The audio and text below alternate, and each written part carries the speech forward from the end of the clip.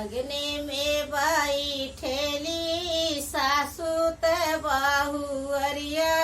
रजकर बाहुअरिया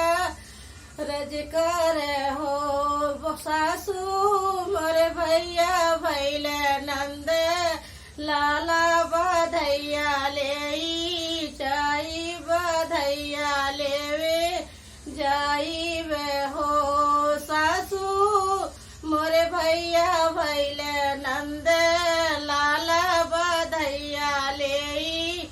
जाइब बधैया ले जाइब हो सासुर जे बिरही बोलिया बोले बोलाही नाही जान बोलाही नाही जानई हो सासू बउआ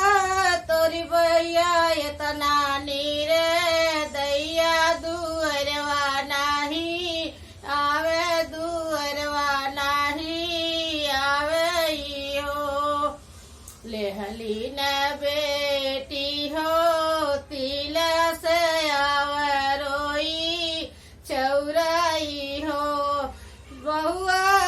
सुरजू के करही विचार ससुई बोलिया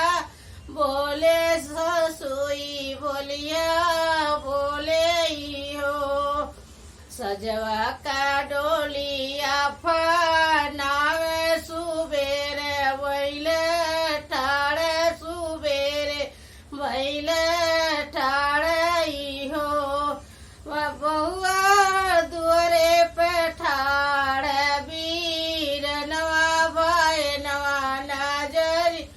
लौके भाई नवा नजर लौकई हो जैसे गाई आई दौड़ बछुआ लोबे दौड़ई हो अरे वैसे ही दौड़ भैया नैन डूरई हो तालई भारी आई गईले पोखर भारी गईले हो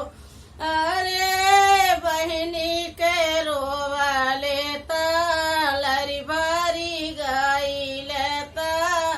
लरी भारी हो अरे बोरी सखिया बहनी के रोवाले लरी भारी गईल लरी भारी ग सजवा का डोलावा फनैब